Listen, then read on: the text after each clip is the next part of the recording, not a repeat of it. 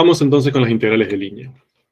Lo que acabamos de decir es, entonces, que nosotros para calcular esa integral de línea, lo que nos va a interesar un poco es la interacción, entre comillas, ¿no?, de el vector que provenga del campo vectorial, que lo podemos pensar si quieren como el vector fuerza, con el vector que indica hacia dónde nos estamos moviendo, que va a ser el tangente a la curva, que lo podemos obtener haciendo la derivada de esa R en ese punto.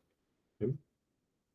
Entonces, por ejemplo, ahí en lo que se observa en ese grafiquito sería el vector fuerza, y supónganse que nosotros nos estamos moviendo a lo largo de esta curva siguiendo el vector AB.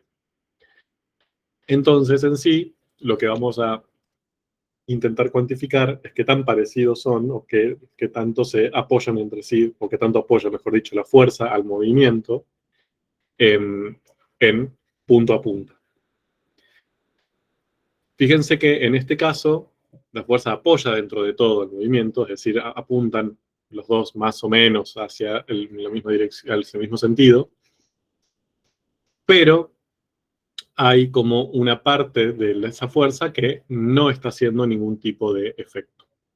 ¿Cómo podemos ver eso más fácil? Podemos descomponer el vector fuerza en dos partes. Una que sea directamente en la misma dirección que el movimiento, y otra que sea exactamente perpendicular, ¿no? Si quieren, llamémosle f en x y f en y, ¿no? Fíjense que esta parte de la descomposición del vector fuerza, en definitiva, está acompañando al movimiento, lo apoya. Mientras que esta, que es perpendicular, ¿qué pasaba con la perpendicularidad? ¿Apoya, se opone o no hace nada sobre el movimiento? ¿No hacía nada? No No hace hace nada, nada, ¿no? porque el coseno de 90 es 0. Exacto. Entonces, podemos descomponer el vector fuerza en dos partes. Una, que podemos decidir si está apoyando o no al movimiento, que sería fx, y una que no está haciendo nada. Entonces, al verlas a las dos en común, podemos decir, listo, en este caso el vector f apoya el movimiento, pero no totalmente. ¿Estamos de acuerdo? Hay una parte de él que está apoyando el movimiento, que va en el mismo sentido y dirección que el movimiento, pero hay otra parte que se está perdiendo, esa FI, no está ejerciendo ningún tipo de ni de ayuda ni de oposición, ¿bien? Pero que también forma parte de la fuerza. ¿Cómo podemos hacer para eso encontrarlo de manera numérica? Es decir, en vez de analizarlo vectorialmente, encontrar un número real que me cuantifique que también está apoyando este vector f al movimiento, con el, como dijimos antes, producto escalar entre ellos. ¿Bien? ¿Se acuerdan que el producto escalar lo podíamos definir como módulo de uno por módulo de otro por el coseno del ángulo que formaban? Entonces, ese coseno del ángulo que forman es el que a mí me sirve, porque va a ser máximo si son paralelos y en el mismo sentido, que yo lo interpreto como el apoyo es total. Va a ser mínimo si son paralelos y en sentido opuesto, que yo lo interpreto como se opone totalmente. Y va a ser intermedio en los casos intermedios, es decir, donde hay una cierta oposición o una cierta ayuda, pero también hay una cierta partecita que no está generando ningún efecto. Bien, por eso me sirve el producto escalar, porque me permite cuantificar eso. Bien. Entonces, básicamente lo que podemos hacer es, supónganse que ustedes están moviendo por esta curva que está ahí graficada, desde, si no me equivoco, acá hasta acá. Entonces, lo que nosotros hacemos es, para poder trabajar, es, en vez de considerar la curva en todos sus puntos, la vamos a considerar, por ejemplo, el punto inicial y el punto final solamente. Y aproximamos toda la curva con un único vector inicial-final, que es ese que está graficado acá, ¿no? Entonces decimos, bueno, en vez de trabajar con la curva, que es difícil, trabajamos con ese vector que va desde el mismo punto inicial al mismo punto final. Y sobre ese vector, obviamente que en la curva están actuando un montón de fuerzas, ¿no? De vectores fuerzas. Por ejemplo, acá tenemos graficado 3, pero hay infinitos, ¿no? De todos esos, tomamos uno, cualquiera, al azar, y lo suponemos constante. Por ejemplo, este, ¿no? Entonces decimos, bueno, en este vector, básicamente, va a actuar un vector fuerza siempre que va a ser igual a este, ¿no? El que está ahí arriba. Y con esos dos, recurriendo al producto escalar y pensando en el ángulo que forman, decimos, ¿hay apoyo o no hay apoyo? Obviamente lo que estamos haciendo es una gran aproximación, ¿no? Estamos aproximando la curva y estamos aproximando la fuerza. Estamos haciendo dos aproximaciones que hacen que el resultado que obtengamos al hacer este proceso que acabo de describirles no va a ser exacto. Bien, o sea, no podemos decir eso es lo que está pasando a lo largo de toda la curva. Es una burda aproximación. Pero lo podemos hacer.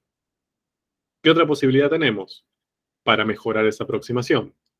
En vez de dividir todo esto o aproximar toda esta curva usando este gran vector sote que tengo ahí, es subdividirla en dos partes distintas. Es ir desde acá hasta acá, por ejemplo, y desde ahí hasta acá, ¿no? Entonces ahora, esta mitad o este arco de curva lo voy a aproximar con este vector y este otro arco de curva lo voy a aproximar con este otro vector, ¿no? En vez de usar uno solo, uso dos ahora. Obviamente voy a seguir aproximando, porque fíjense que estoy cometiendo un error al aproximar todo el arco de curva con un único vector rectilíneo. Pero va a ser mejor. Bien, no voy a cometer tanto error como si estuviera usando el grandote. Ahora, para este primer vector, yo puedo utilizar este si quieren, vector fuerza, y para este segundo voy a usar este, ¿no? Entonces, ¿qué hago? Escalar entre el vector rojo con este vector negro, escalar entre el segundo rojo con el segundo negro, y sumo esos dos productos escalares. ¿De acuerdo? Entonces lo que yo puedo ir haciendo es particionando a esa curva en arquitos de curva cada vez más chiquititos. Cada uno de esos arquitos lo aproximo con un vector rectilíneo directamente. Un vector, todos los vectores son rectilíneos, si lo pensamos, que tienen eh, una cierta dirección y sentido fijos. Y después tomo cualquier fuerza que aplique sobre uno de los puntos de ese arquito de curva y la considero constante sobre todo la aplicación de esos vectores. Fíjense que lo que estoy haciendo es un proceso de partición, ¿no? Particiono, en cada partición tomo un punto muestra, calculo la aproximación parcial, que sería el producto escalar, en ese caso, obtengo ahí n aproximaciones parciales y sumo todas, y con eso llego a una suma de Riemann, que lo que va a aproximar es el efecto total a lo largo de toda esa curva. Pero entonces, la fuerza sería, por así decirlo, la imagen del campo vectorial. Sí. Y el desplazamiento, el vector S, sería el vector tangente a la posición, digamos, al dominio que tengo en ese punto. Exacto. En vez de usar el tangente, que sería el que debería usar exactamente, Claro, lo acá que hago usamos es eso, sí, sí. uso un secante, ¿no? Y ahora, esa aproximación, ¿cómo la mejoro? Aumentando el número de particiones. Bien, en vez de usar, no sé, dos arcos de curva, uso cinco, ¿no? Este y este, más cuatro. En vez de cuatro, uso ocho. En vez de ocho, uso 1000, ¿no? Entonces, obviamente el error que voy a cometer va a ser cada vez menor. Y si lo que pido es que la norma de esa partición, es decir, que la longitud de cada uno de esos arquitos de curva tienda a cero, o mejor dicho, que el mayor tienda a cero, entonces todos los demás tienden a cero, la suma de todos esos productos escalares va a tender a un cierto valor, mejor dicho, si tiende a un cierto valor, ese valor me va a indicar el esfuerzo exacto al recorrer toda la curva punto por punto. Bien. Entonces, eso está resumido en lo que va a empezar a aparecer acá. Y ese esfuerzo, la magnitud que mide ese esfuerzo que hace el campo de fuerza sobre el movimiento, se llama trabajo. ¿De acuerdo? ¿Se acuerdan que cuando vimos trabajo, ya lo pensamos hace un tiempo, yo les dije, bueno, en la secundaria el trabajo se define como fuerza por distancia, siempre y cuando la fuerza es constante y siempre y cuando me estoy moviendo, o sea, se ejerce esa fuerza en una dirección de movimiento, ¿no? En la misma en la que se está moviendo. Después aparece fuerza por distancia por coseno del ángulo. Eso es ya cuando hay un ángulo entre la fuerza y la dirección de movimiento. Después lo definimos como la integral de la fuerza, siempre y cuando ahí teníamos un trabajo en una dirección unidireccional con una fuerza variable. ¿Bien? Y este sería como el caso más general del trabajo, que sería cuando la fuerza puede variar, que es lo que me genera mi campo vectorial, y cuando puedo moverme en cualquier curva que se me ocurra. Bien, no solamente en una trayectoria rectilínea, en la curva que quiera, y moviéndome como quiera en ella, o sea, más rápido, más lento, como se me ocurra. Entonces ahora sí voy a poder calcular trabajo en cualquiera de esos casos. ¿Cómo se define el trabajo? Bueno, como la sumatoria de los infinitesimales productos escalares entre los vectores fuerza y los vectores que aproximan a la curva. Entonces, fíjense que acá lo que les dice es, bueno, cada uno de los trabajos yo lo voy a poder aproximar, y esto es importante, haciendo ese producto escalar entre, por ejemplo, vector, bien, y uno de las fuerzas que voy a mantener constante siempre. No va a ser el trabajo exacto si me muevo a lo largo de toda esta curvita. Va a ser una aproximación. Ahora, si yo lo que hago es subdividir esto en varios arcos de curva, puedo hacer la sumatoria de todos esos productos escalares, fuerza y vector, que aproxime la curva. Entonces, el trabajo que para ir desde A hasta B se va a poder aproximar haciendo la sumatoria de todos esos trabajos individuales, esos trabajos parciales. Y obviamente que ese trabajo va a ser exactamente igual, voy a encontrar el trabajo exacto, no aproximado, si lo que hago es ese proceso, pero haciendo que la norma de la partición tienda a cero, es decir, no trabajando con arcos de curva con una cierta longitud, sino con una longitud infinitesimalmente pequeña. ¿De acuerdo? Y eso, este límite, es lo que yo voy a definir como integral de línea. ¿De acuerdo? Va a ser básicamente la sumatoria de todos los efectos del campo de fuerza, que en mi caso va a ser el campo vectorial, en todos los puntos que pertenecen a la curva si la recorro de acuerdo a lo que me va indicando el vector tangente a la curva punto a punto. Bien, fíjense cómo se escriben, bien cómo se simbolizan. Se usa el mismo símbolo que siempre, el integrando va a ser el campo vectorial, el diferencial va a ser siguiendo a el vector tangente, por eso se usa diferencial de R, siendo R la función vectorial que describe la curva, y acá abajo se pone una C para indicar que estoy moviéndome o sigo a la curva C, bien, en definitiva. A esto se define como esto, ¿sí? Como el límite de todos estos infinitos productos escalares, y es a lo que voy a llamar integral de línea del campo F sobre la curva C. Profe, ahí en el del límite hay un menos, ¿o no es un menos eso? Esto no. Esto listo. No sé qué será. Y eso tampoco. Ahí está. Acá sigue apareciendo. Hay como un puntito en el medio.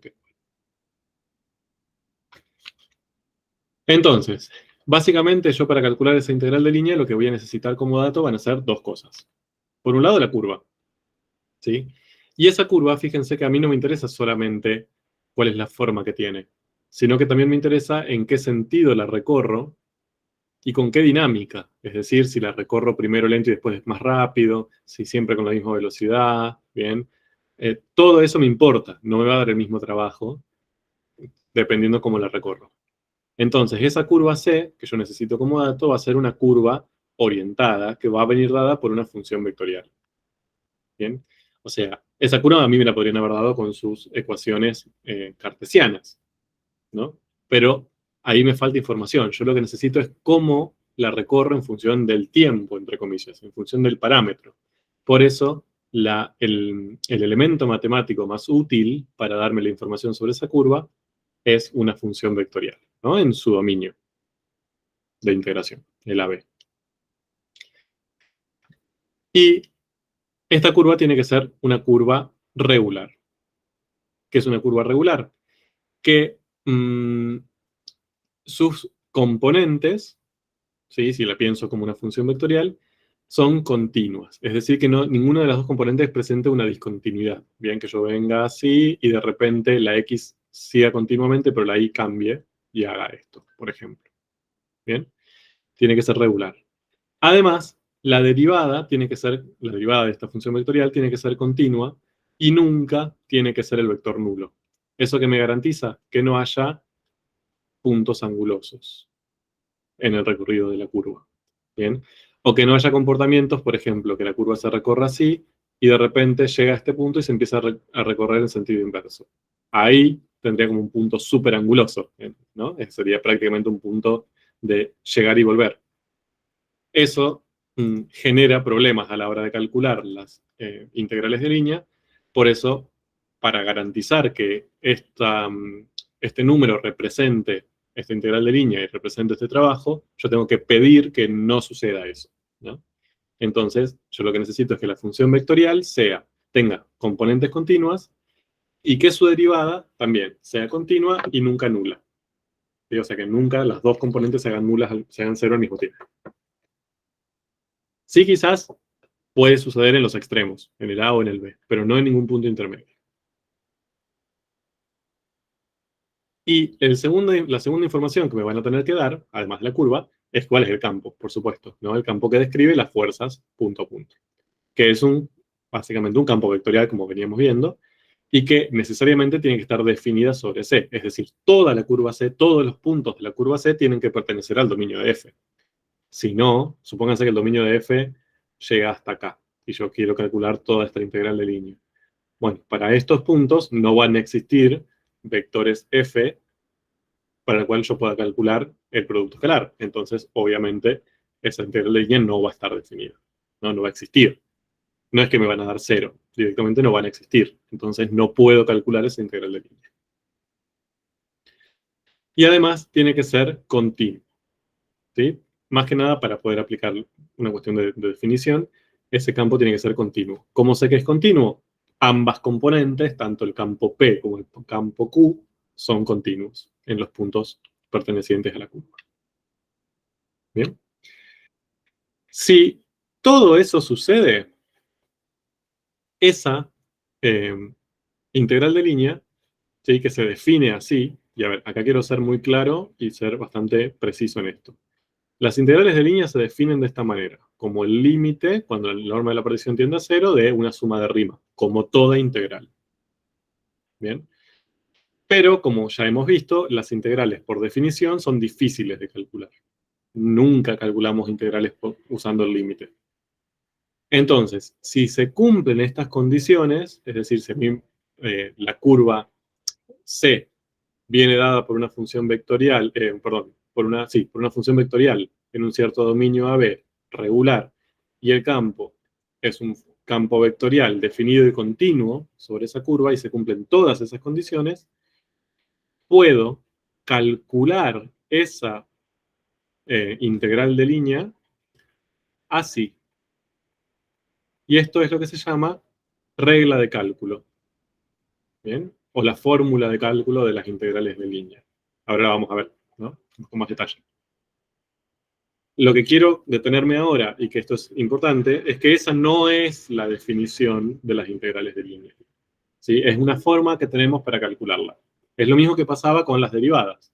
Teníamos la definición, que era el límite del cociente incremental, y las reglas de derivación, que eran formas rápidas de calcularlas, ¿sí? Sin necesidad de calcular ese límite.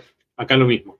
La definición es el límite, y esta es una forma rápida que se puede demostrar que la podemos usar para calcularlas. Y si nos ponemos a analizar esa fórmula de cálculo, es bastante intuitiva. Fíjense, tenemos R' de t. ¿Quién era R' de t? ¿Cómo podríamos pensar a R' en cada tiempo? Como la tangente a la curva. Bien, este es el tangente, ¿no? O sea, es el que me está indicando cómo me estoy moviendo tiempo a tiempo. Después, R de t lo que me indicaba era la posición. Pero ahora, fíjense que en ese R de t, o sea, en esa posición, yo lo que hago es aplicar F. Bien, entonces, esto me está dando la fuerza en esta posición. ¿De acuerdo? Entonces, en esta posición me fijo cuál es F. Entonces, este sería F en R. Y este es R'. Entonces, ¿qué tengo que hacer yo? El producto escalar entre ellos, ya lo habíamos visto, que teníamos que hacer esto, ¿no? El producto escalar entre estos dos. ¿Y qué hago? Eso, que lo estoy haciendo para un solo t, lo integro para todo t en el AB. Lo integro para todas las posibilidades del parámetro, para todos los infinitos puntos de la curva, entre el punto inicial y el punto final. ¿Bien? Intuitivo. Era lo que sabíamos que teníamos que hacer, pero ahora podemos garantizar que lo podemos hacer de esta manera y llegar a este resultado. Y además, otra cosa, ¿qué tipo de función, qué tipo de integral es esta? La que está recuadrada. O sea, esta es una integral de línea que se define de esta manera, horrible, no sabemos resolver eso. Pero este tipo de integral, ¿qué tipo de integral es? Definida. Definida, y es una integral de las que conocemos. Esto, más allá de que acá tengo una cosa súper molesta entre R', F y todo, esto me va a dar una función, una f de t, una función escalar de las que conocemos desde hace mucho tiempo. Y es a esa la que voy a tener que integrar entre A y B. ¿De acuerdo? Entonces, esta fórmula de cálculo me permite transformar a la integral de línea en una integral normal de las que sabemos resolver por Barrow, digamos. Hermoso. Veamos. Apliquémosla en nuestros casos, en nuestros ejemplos. Entonces, yo tengo que, por ejemplo, acá vamos a trabajar con esta, con la directa, ¿no? Con la roja, con el campo F, que era el constante. Entonces, si yo quiero analizar el trabajo que hace el viento sobre la persona que se está moviendo en este caminito, lo que voy a tener que hacer es encontrar esta integral de línea, ¿sí? Y por lo tanto, para hacerlo voy a usar esta fórmula de cálculo. Entonces, vamos haciéndolo. Primero, antes de encontrar el número, ¿podemos predecir ese resultado que vamos a obtener? ¿Qué signo va a tener ese trabajo? Convención de signos. Si el trabajo me da positivo, o sea, si el resultado me da positivo, es porque en todo el proceso, de manera sumativa, la fuerza apoyó el movimiento de la partícula. Si me da negativo, se opuso. Y si me da 0, no se opuso ni lo apoyó. En este caso, para ustedes, ¿qué signo tiene que tener ese trabajo? De el viento sobre el movimiento en RD. Es positivo. Positivo, ¿bien? ¿Por qué? Porque el viento, fíjense que a lo largo de toda la trayectoria, apoya el movimiento, acompaña que vaya hacia allá. Una parte se pierde porque también quiere que vaya hacia el norte, ¿bien? Pero en el eje este-oeste, acompaña el movimiento hacia el este. Así que yo ya a priori supongo que esa integral me tiene que dar positiva. ¿De acuerdo? Vamos a hacerla. Usemos esta regla de cálculo. Lo primero que tenemos que buscar es R'. ¿Bien? R es esta. Primero tendríamos que buscar quién es RD'. Todo suyo. ¿Cuánto vale?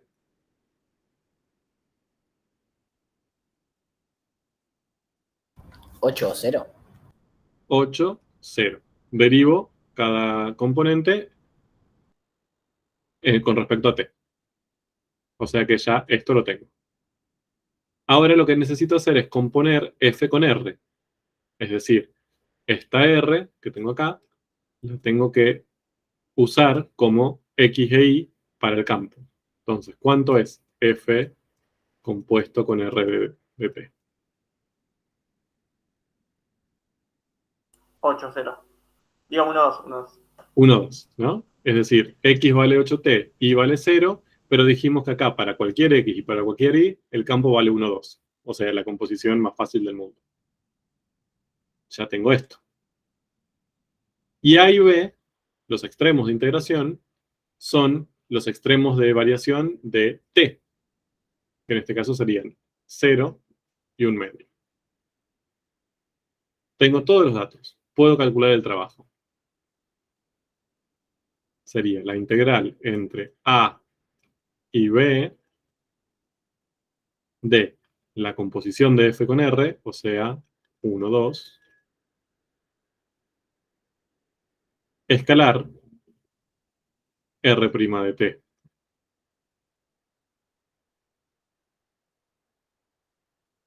¿Bien? La integral entre 0 y 1 medio. Hago producto escalar. 1 por 8 más 2 por 0. 8. Y me quedó la integral más fácil del mundo. Bien, ahora, fíjense que esta integral es una integral de funciones escalares. Es una integral de la que ya sabemos resolver, ¿no? Busco una primitiva para 8 y aplico barrow entre 0 y 1 medio. Eso me da 4. ¿Bien? ¿Tiene sentido ese resultado? Con lo que vemos en el mapa vectorial. Sí, o sea que se está aportando 4 joules de trabajo, por así decirlo. Bueno, Ven acá joules. en la unidad que esté. Pero tenemos o sea, el viento aporta energía sobre el movimiento, apoya ese movimiento y me da un trabajo positivo, ¿no? ¿De acuerdo? Entonces fíjense que la regla de cálculo, trabajando con estas cuestiones vectoriales, ya sea el campo o la función vectorial, me permite llegar a una función escalar, integrarla y a partir de ahí sacar el trabajo. Bien. Bueno, ahí lo tienen. Todo lo que acabo de decir escrito. Bien. Vamos con la otra. Bien. Acá teníamos el mismo campo vectorial, solamente que ahora lo que cambia es la función vectorial. Entonces, la composición va a ser la misma, porque sin importar cuál sea R, cuando yo lo compongo con F me va a dar 1, 2. A y B van a ser iguales, 0 y 1 medio. Pero lo que va a cambiar ahora va a ser R' de T. Sí, va a quedar 8 y 16 menos 64D. Exacto. Bien, uy, me spoileé. Ahora, antes de calcularlo, ¿cuál es el signo? Bueno, ya lo spoileé. ¿Cuál es el signo del trabajo? ¿Es No positivo? podemos asegurarlo. Muy bien. Ay, no sé cómo se dieron cuenta de eso. Fíjense. Al principio, el viento apoya el movimiento, ¿no? Es como que va para el mismo lado de donde yo me estoy moviendo. Pero ustedes me han dicho antes, muy bien, que al final no, ¿no? Como que al final se opone, hay una oposición. De hecho, yo me estoy moviendo hacia allá y el viento se está moviendo hacia allá. Es como que les diría que se está oponiendo más de lo que me está ayudando, ¿no? Entonces, cuando pasa eso, no podemos asegurar el signo viendo solamente lo gráfico. Porque yo ahora voy a hacer una sumatoria de todo el proceso. Entonces, ¿qué pesa más? ¿Ayuda más de lo que se opone? ¿Se opone más de lo que ayuda? No sabemos. Bien. ¿Se oponen y se ayudan de la misma manera y terminan generando un trabajo cero? Bien. No hay manera de que podamos ver eso fácilmente con la vista. Entonces, ahí la respuesta conservadora es decir, no lo puedo asegurar. No hay un comportamiento constante durante todo el proceso, como sí había en el otro. En el otro veíamos que en todo el proceso había un apoyo del viento al movimiento. Pero bueno, vamos a calcularlo para poder responder. Tenemos ahí la expresión de la regla de cálculo. Entonces, F en RI es 1, 2, la composición, A y B 0, 1 medio, y acá tenemos R' de T, 8 y 16 menos 64T, como me acaban de decir. Hago producto escalar, 1 por 8 más 2 por todo esto. ¿No? 1 por 8, 8, 2 por 16 menos 64T, me queda 32 menos 128T. Si esto lo sumo, me queda 40 menos 128T. Y ahora lo que tengo que hacer es integrar, porque esto es una integral normal de las que ya conocemos, ¿no? Busco una primitiva, 40T menos 64T cuadrado, y aplico barrow. Si hago eso, el resultado me da 4. ¿Cómo interpreto eso?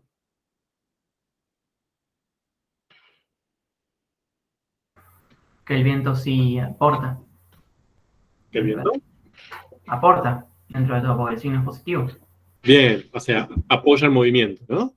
O sea, más allá de que en una parte no, en la sumatoria total apoya el movimiento más de lo que se opone. ¿De acuerdo? Obviamente, pues, quizás hay una parte donde no lo apoya, pero en la sumatoria, la parte donde lo apoyó es más significativa, ¿no? Como que al fin y al cabo te hizo ahorrar más energía apoyándote al principio de lo que al final se opone. Entonces, en general, nos da un resultado positivo. Entre los dos movimientos, entre el rojo y el fucsia, ¿cuál es el más eficiente energéticamente? Son los dos igualmente eficientes. Son los dos iguales. ¿De acuerdo? Más allá que en uno recorremos más distancia y en otro menos distancia, energéticamente en ambos casos el viento nos apoya y en la misma medida. Entonces, entre esos dos podríamos usar cualquiera de los dos indistintamente. Bien, surgen del mismo lugar, terminan en el mismo lugar, usan el mismo tiempo, o sea, con el mismo tiempo, y energéticamente ambos tienen el mismo apoyo o no. Vamos con G.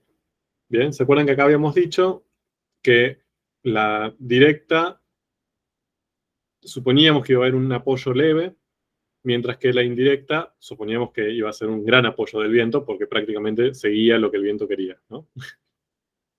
Vamos primero con la directa, con la roja. Signo del trabajo, Positivo. positivo. Punto. Y vamos a aplicar la regla de cálculo rápidamente. Entonces, necesitamos derivada de R, 8, 0. Bien. Composición entre G y R. Y acá sí, ¿se acuerdan que ya la composición dependía de T? Nos quedaba 1, 2 menos la X de T, o sea, 2 menos 8T. Bien. ¿Qué es lo que tienen ahí? 1, 2 menos 8T. Escalar la derivada de R, o sea, 8, 0, entre 0 y 1 medio. Hago producto escalar. 1 por 8, 8, más 2 menos 8T por 0, 0. O sea, todo este término, mucho no me interesa. Me queda 8. Primitiva, barrow, 4. Coherente con lo que predecíamos. ¿Qué pasa con el viento? Apoya. ¿Bien? Y de hecho, fíjense que apoya a la misma medida que si hubiera estado el viento del otro domingo. Vamos ahora con G y R. Signo positivo. ¿Qué esperamos de ese valor? Que sea más grande. Que sea mucho más alto que 4. Que sea más grande que 4, ¿no? O sea, que el apoyo del viento sea mayor, ¿no? Porque en todo el movimiento lo apoya al máximo. Bien. Bueno. Entonces, derivada de R, 8, 16 menos 64T, ya las conocíamos de antes. G compuesta con R, 1, 2 menos 8T. ¿Bien? 1, 2 menos 7t, 8, 16 menos 64t. Y ahora tengo que hacer el producto escalar. 1 por 8, 8, más componente en i por componente en i. ¿No? Ojo con esto, porque es toda la componente en i por toda la otra componente en i. O sea, acá tengo que hacer distributivo, ¿no? 2 por 16, más 2 por menos 64, más menos 18 por 16, más menos 8, todo eso tengo que hacer. Me da esta hermosa cosa, que es un polinomio, que lo puedo resumir si opero 8 más 32, 40, menos 64 menos 128, menos 192t, y me queda 512t cuadrado. Busco una primitiva. 40t menos 96t cuadrado más 512 tercios t q. Aplico barro, calculo, y eso me da aproximadamente 17,3. ¿Coherente? Por supuesto. Por supuesto. Positivo y más de 4 veces más grande que el otro. ¿Bien? En este caso, ¿cuál de las dos estrategias sería la preferida? La fucsia, ¿no? Ahí el viento me apoya mucho más que en la roja. Parto del mismo lugar, llego al mismo lugar, en el mismo tiempo, pero es 4 veces más eficiente. Más de 4 veces. Bien. Entonces ahí tenemos resumidos los 4 casos. Entonces, fíjense, algunos comentarios. Fíjense que a priori, como dijimos, para calcular una integral de línea necesitábamos saber cuál era el campo y saber cuál es la curva, ¿no? En la que nos estamos moviendo. En general, depende de ambas cosas. O sea, si cambiamos de curva para el mismo campo, la integral va a cambiar. Si cambiamos de campo para la misma curva, la integral va a cambiar. Bien, por ejemplo, fíjense acá. Tenemos el mismo campo, cambiamos de curva y la integral cambió. Y fíjense acá. Tenemos campos, o sea, la misma curva, pero cambiamos de campo y la integral cambió, ¿no? O sea, ambos pueden afectar ese resultado. No solo eso, podemos tener la misma trayectoria, pero cambiamos de parametrización, es decir, usamos otra función vectorial que se mueva por la misma arco de parábola, pero quizás, no sé, más rápido, por ejemplo, o primero rápido y después lento, y el resultado va a cambiar.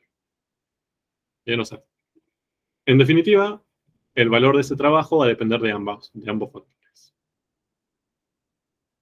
Pero miren esto, ¿qué pasó acá?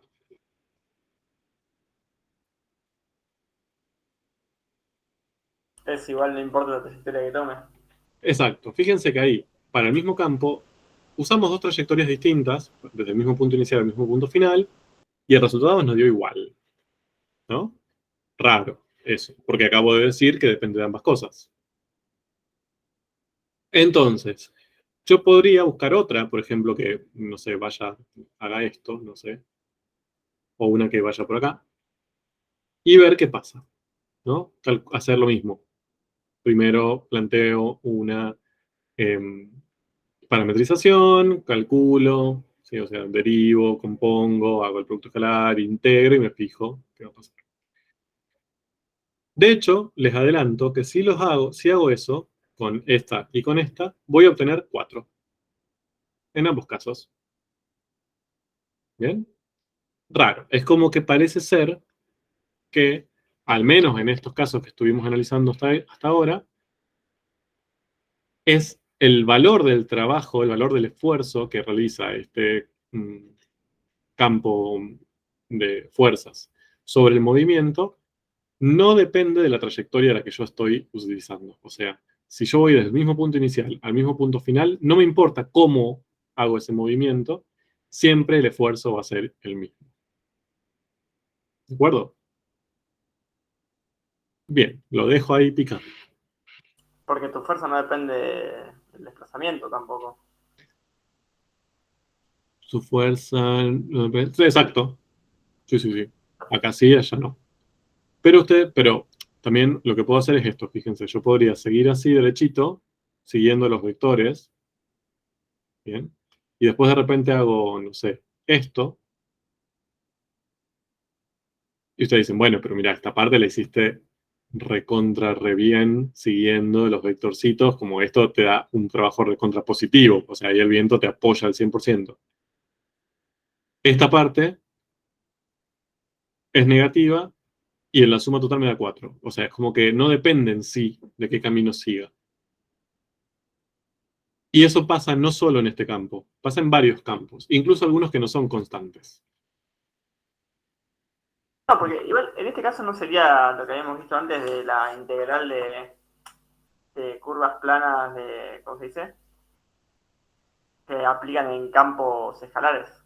Porque al fin y Bien, al cabo, lo puedes pensar como eso, sí. y habíamos visto que en los campos escalares era la longitud de la curva nomás. Sí, pero acá tenés curvas de diferente longitud y te sigue dando igual, ¿eh? Ah, Pero bueno, a ver, no quiero que me expliquen eso hoy, ¿eh? Lo que quiero decir es que, en general, si yo cambio la curva que estoy trabajando, el resultado me va a dar distinto, en general. Pero hay casos en donde no, donde hay una cierta independencia de la curva, o sea, de la trayectoria que tomo para hacer el camino. Pasa, este es un ejemplo, pero hay muchos otros, incluso otros que no son tan sencillos desde la perspectiva algebraica, o sea, no es un constante, sino que dependen de X y de Y, y también pasa. Entonces, eso puede llegar a ser interesante. ¿Por qué? Porque básicamente ahí no dependo de cómo hago el movimiento, sino que dependo de dónde parto hasta dónde llego. Entonces yo lo que podría hacer es intentar, sabiendo esas dos cosas, poder calcular el trabajo que tengo de ir de una a otra. Y listo. No me interesa cómo voy. Sé que si voy acá, voy acá. ¿Hay alguna forma fácil de calcular eh, cómo cambia el trabajo o el trabajo que me lleva a hacer ese movimiento? Pero eso lo vamos a ver mañana. ¿Por qué son importantes? Porque, un segundo, porque en la naturaleza pasa mucho. Entonces, mañana vamos a ver algunos ejemplos y van a ver que en la naturaleza, más que nada, en vez de pasar este tipo de cosas, suele pasar este tipo de cosas. Sí. Perdón, te interrumpí sin querer. No, El por favor. 17,3 me perdí porque era aproximado. Ah, es aproximado porque es una fracción. Ah, listo, listo. O sea, Gracias. es 52 tercios. Listo. Profe, lo que yo no entendí es por qué da 4 en ambos casos. ¿Por qué sucede eso? No lo expliqué. Solo les digo que presten atención que da 4 en ambos casos. Punto. ¿No? En general eso no pasa siempre. Fíjense que acá cambiamos la curva y cambió. Pero acá, cambiando la curva, se mantiene igual. Y de hecho, usando cualquier otra curva que vaya de P a M, te va a seguir dando 4. ¿Por qué pasa eso? Lo veremos mañana. igual de ahí viene la definición esa de fuerzas conservativas y no conservativas, ¿no? Absolutamente. Hay fuerzas que conservan el trabajo sin importar cómo te mueves de un estado a otro, y hay otras como esta, por ejemplo, que no. Entonces, este es un campo de fuerzas conservativo. La palabra conservativo viene de ahí. Conserva el trabajo sin importar la trayectoria en la que yo realice mis variaciones, mis movimientos internos. Y eso, repito, en la naturaleza aparece un montón. La gravedad es un campo de fuerzas conservativo. Las fuerzas electromagnéticas son conservativas, en general. Bien, entonces hay muchas campos de fuerzas que son conservativos y que nos permiten obtener información sobre el comportamiento natural sin necesidad de contar con una trayectoria, sino simplemente conociendo su estado inicial y su estado final. ¿Cómo lo vamos a hacer? Lo veremos en el capítulo de mañana de esta novela.